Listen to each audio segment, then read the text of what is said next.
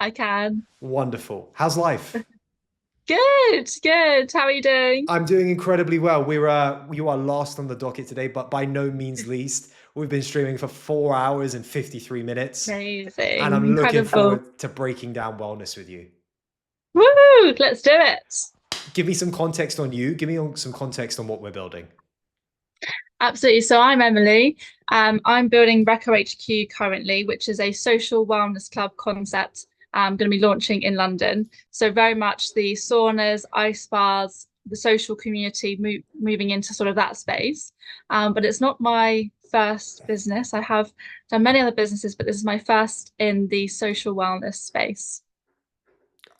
I love it. With regards to the past, can you talk to me about Mm. the franchising you did and how that's played into the wellness? Absolutely. So I started off business very, very young. So I've started in business when I was 13 years old. Started in beauty and sort of the spa beauty industry. So my mum actually, when I was very, very young, my parents were going through a divorce, and she said, "Look, you want to go out, play with, with your friends, you want to go to these social events, but I just can't afford to keep paying for you to go there." So she said, right, I'm going to pay for you to do a nail course, and then you're going to make your own money. And you know what? That's actually set me up for life because I probably would have never done anything since Always if got a my job to mum. fall back onto. It can always make some money anywhere in the world. Oh yeah, absolutely. And it has. It's taken me all over the world. So when I was 13, did a nail course, also trained in sort of facials, massage, spray tanning, and built a little beauty business, which actually has gone on to become more of a training academy today. So then I moved into more the food and I guess healthy eating space. So I always was really sort of interested in entrepreneurship from my early experience, always sort of looking at trends. And actually, when I went to university, I got a scholarship to move to Australia, and I felt Australia opened my eyes up honestly to the trends. I think they're always very very ahead of the game. And during that time, it was very much about sort of moving away from ultra high processed foods. It was moving into sort of healthy eating. So my best friend and I decided to set up a food catering business. We cater at festivals, events, corporate events, wellness retreats. That's been running for 4 years. And we decided last year to move into franchising. All right, talk to me about wellness. Where did this idea for Yeah, Reco come from? Obviously, you had some time in Australia. You were deeply yeah, understanding the trends out there. They do wellness to a different degree. Was it a concept that absolutely. you found and wanted to bring back? Mhm. Absolutely. So I was training for a Ironman 70.3 while I was in Australia. Dude, And that's a my lot of training work. it was it's obviously a very intense training regime. And they actually introduced recovery to me. They said, right, so you're training, at this gym, you're doing these run clubs, and this is actually where you need to go to recover. And saunas, ice baths is sort of, what you need to do as part of your training. And honestly, it was a completely new concept to me. When someone says go to a recovery center, I think they're trying to send me to some sort of drug rehab. It's not, it wasn't sort of a part of my day-to-day, life in London. So I was fascinated by the concept. And when I was training there, I actually spent a lot of time researching the different concepts. So there were places like P3 recovery, RIGS recovery, and they were a very fascinating concept because actually it was built into people's day-to-day life. So it was somewhere where they would socialize, say post run A club, third space. absolutely. Yeah, it was somewhere that you would go, very regularly. And I think in the UK, I noticed that actually recovery or even spa concepts that were similar, what we would do here is somewhere that you maybe go once a year or Yep. maybe twice a year, or if you're lucky, maybe even once a month. But actually, it wasn't part of someone's day-to-day life. So I thought, actually, this is amazing because it's an opportunity that I can see people are, really benefiting from, but actually not something that we've developed here in the UK. So I started looking into this concept about a year ago, and I've been looking at sort of trends coming in. It's very popular in the US, obviously scaled very well in Australia, but we haven't yet really scaled it to the degree. There are concepts coming in. There's ones like ARC Recovery, ARC Community. We've got Rebase in Marylebone, Sauna and Plunge. And I think they're all fantastic, facilities. However, I really noticed that there's a gap in the market for sport specific and looking at this social wellness athlete, because I think traditionally, when we're looking at recovery spaces, they're probably quite clinical. So usually it's, a boxy room, and it's like you're going into this almost like, there's a hyperbaric chamber, there's all these cryotherapy, and it feels like a little bit quite clinical, maybe it's quite expensive as well, so it feels quite elitist, maybe it's quite medical. So most people that, day-to-day people probably see it's not part of something that they would usually do. And then also there's some concepts as well which are quite spiritual, maybe looking at sort of more like gong baths and maybe breath work and things, which actually, although I appreciate a lot, actually the majority of people are it's a new thing for them. It's something that I guess is very sort of LA, and that sort of we're bringing, it's a new thing here. So I think there is definitely an opportunity for targeting more the social wellness athlete.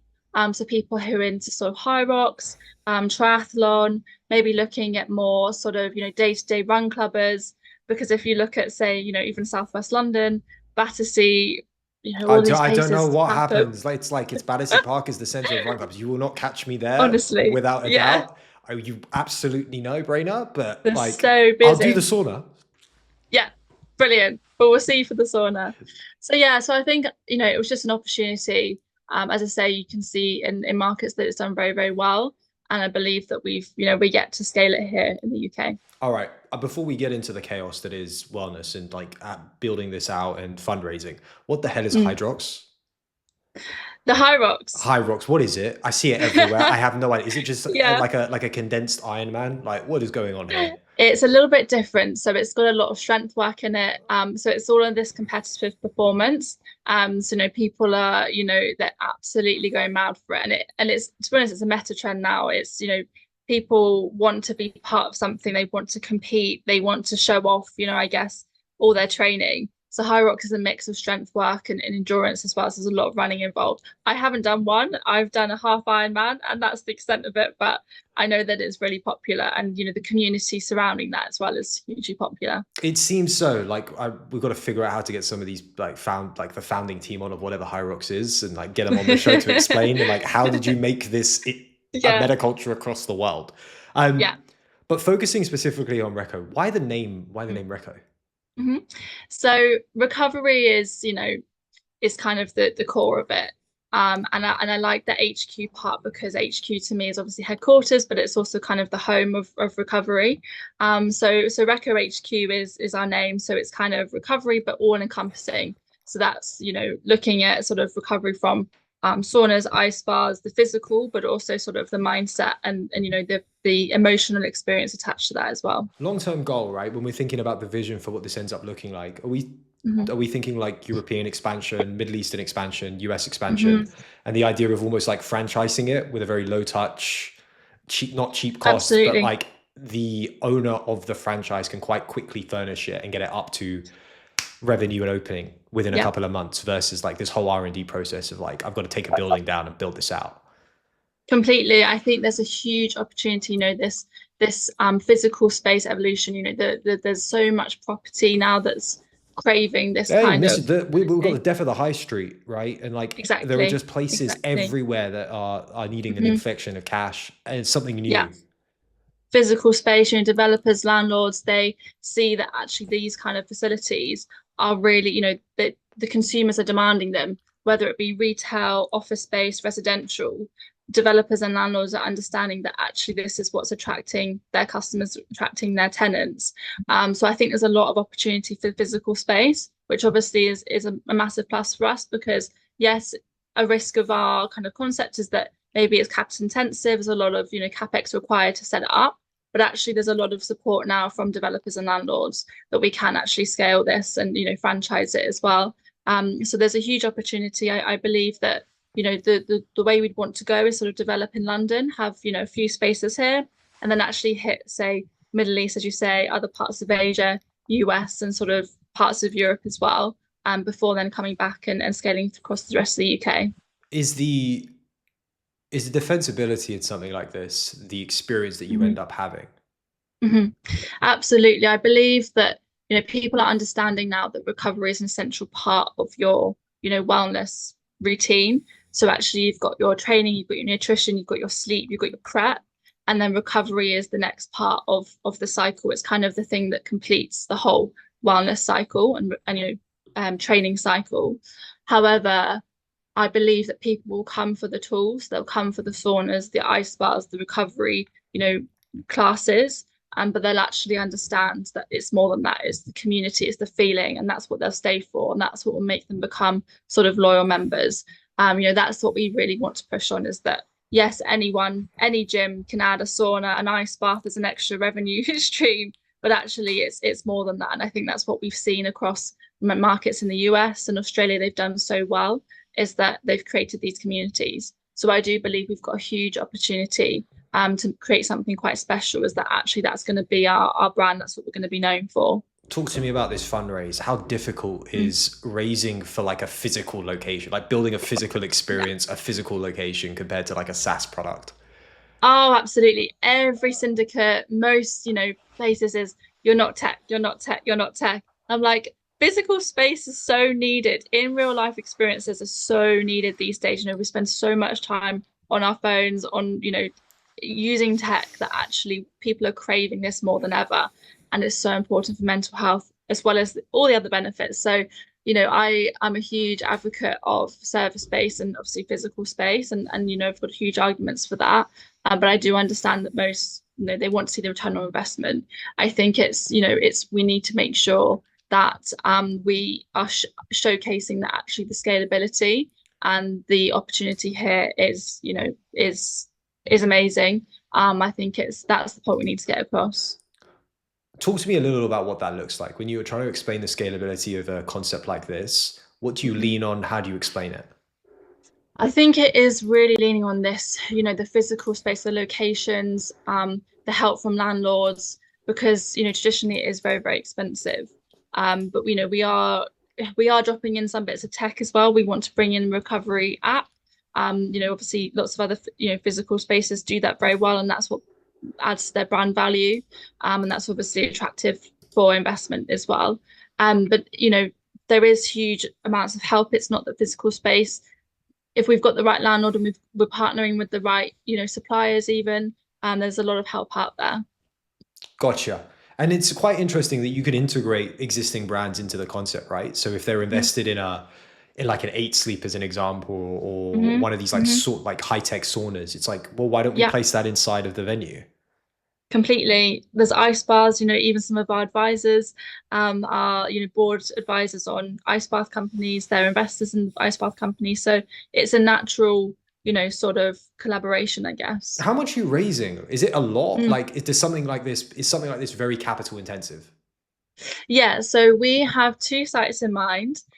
So we're raising 750K for the launch of 2 sites. As we grow, obviously that will be much easier as we get supply discounts, and we can have a sort of a proof of concept for landlords to see that the numbers work. So yeah, raising 750K, we're 45% of the way there to launch. So we actually will be able to launch probably within if we get another sort of 10% secured, we'll actually be able to launch our first site, and then we'll sort of look to finish the raise for our second site. What's difficult about the process of building a physical location? Is it just organizing everything? I guess the most difficult part is the organizing everything. I think it's also really making sure that we have got all the negotiations with the landlords. I think the most difficult part sort of even these days is that there's a lot of investors and syndicates and VCs who don't really look at pre-rev full stop, whether you are physical space or whether you are SaaS tech, whatever you may be. So it's, as I said, it's trying to get across that we have a very we have an exciting concept, even if we're not tech based. What does this end up looking like? Is it like a combination of like a reading area where you can meet people, and then like saunas and jacuzzis and all of these relevant wellness products that you can use? Absolutely. So the idea is that we see very heavily focus on sort of the contrast therapy. So the Okay. hot cold, which is a lot of what people are raving at. So you can see ice baths, you'll see infrared saunas. That's sort of the main thing. And then we'll have a sort of a sports recovery area, which will be compression, massage guns, foam rollers. We'll also have curated classes. So I think people, these days really do sort of see value in the education piece as well. So being guided through being educated on why it's important and also how to use these kind of facilities because, it's new. You're saying like the gym, if you're maybe doing a spin class for the first time, or maybe you're doing Pilates, people like to be taught. They can't just go into, a space and maybe pick it up themselves. So I guess, again, like a bit of our IP will be these classes, being guided through maybe a high rock specific one, maybe triathlon specific, strength, endurance. There's a lot of value in how we run the classes. Do you think it's very much going to be London based and then roll out to like a Manchester as an example next?